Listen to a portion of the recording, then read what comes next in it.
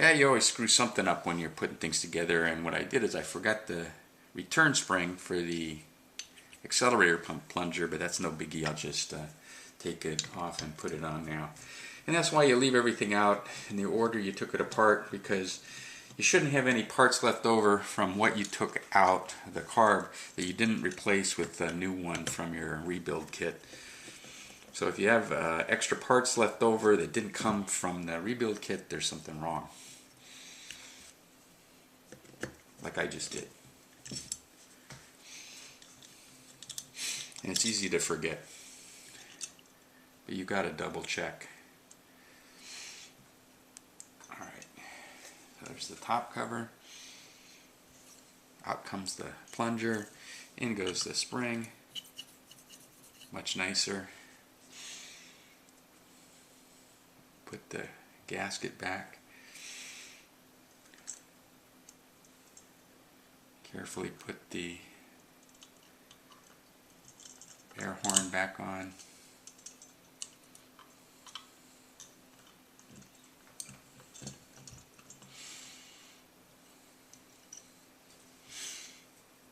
Put the screws in.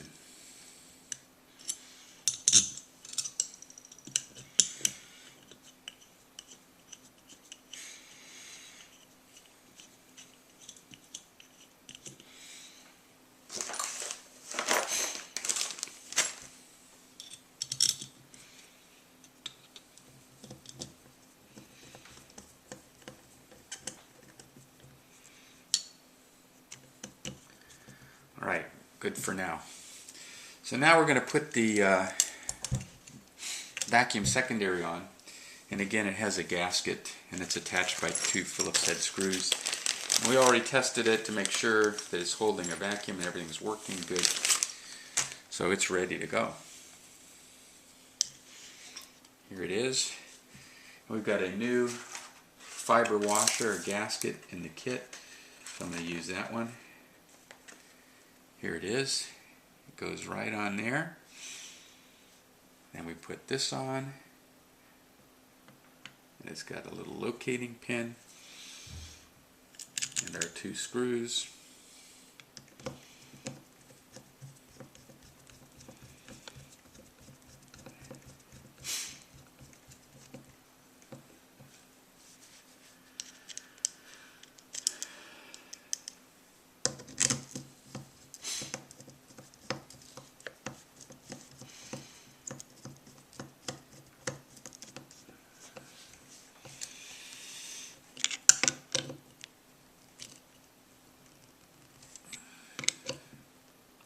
Done there. Okay, we want to hook it up to its linkage. We want to make sure this is closed first. Put that on, and then we've got a little, so I got 2 washers. One goes on the inside.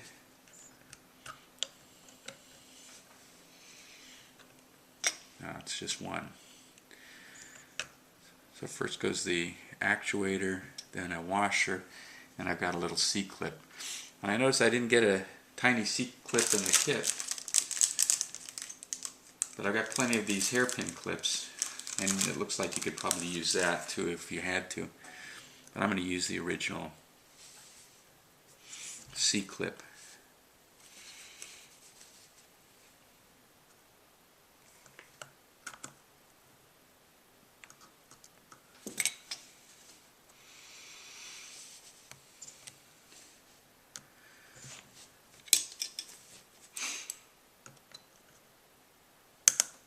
There.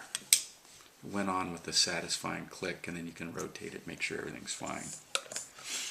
Alright, so we got our secondary assembled properly.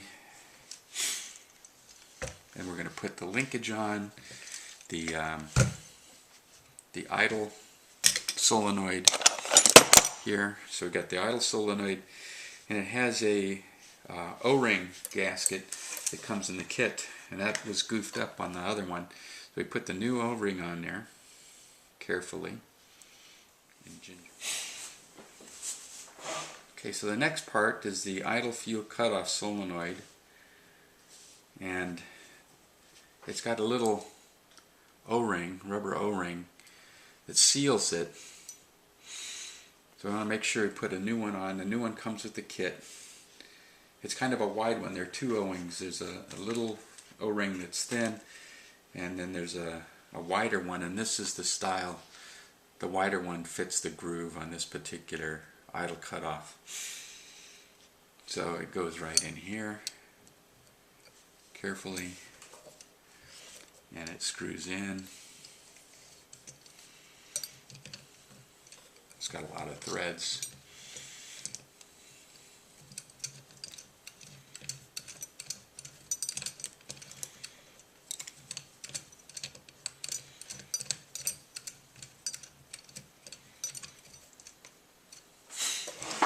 Okay, and then we're going to give it a little tighten up with the wrench.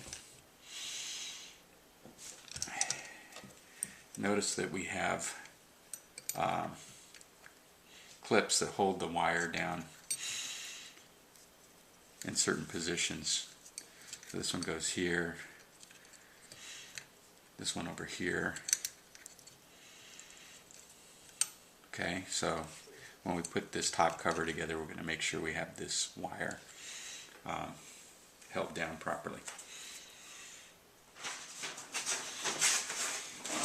Okay, so I've attached all the linkage, and it was easy to do because there's only one place it could go, and plus I have nice diagrams in the factory service manual, and I took a lot of pictures so I can see that it's back the way it was. Then the last thing I got to do is I have to install the accelerator pump rod, so it fits into this hole, this keyed hole in the linkage. It rotates up, and I've got a little boot to cover the end of the accelerator pump rod, so I'll put that on.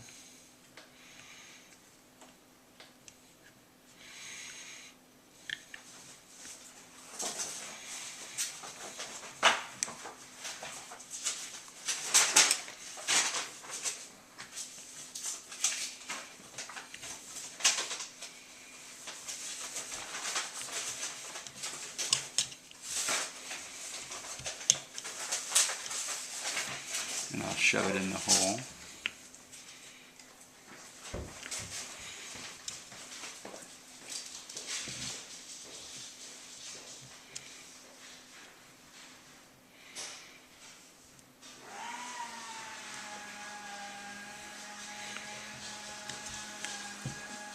Okay. Okay, so I have the little rubber boot installed. And now I have my pivot bolt. And I put the little rod into the hole.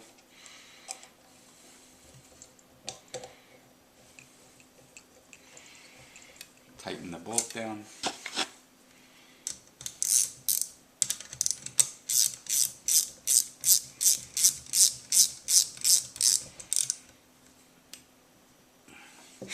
And then I measure the plunger stroke as you open the throttle. And it's supposed to, standard amount of change is 9.5 millimeters. I'm going to measure it before, and before it's 27, and at the end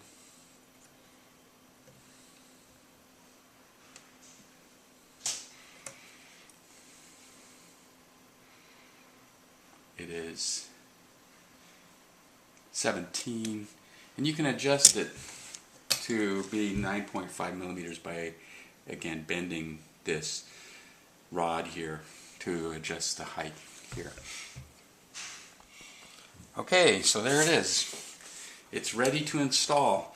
The only thing left to do is to make sure that you don't have any screws left over. This is an extra one. And to maybe go through the factory service manual one more time and double check and make sure everything's been installed properly and adjusted properly and it's ready to install. Maybe check all the tightnesses of all these bolts just to make sure you didn't miss one, and you're ready to go. And that's it.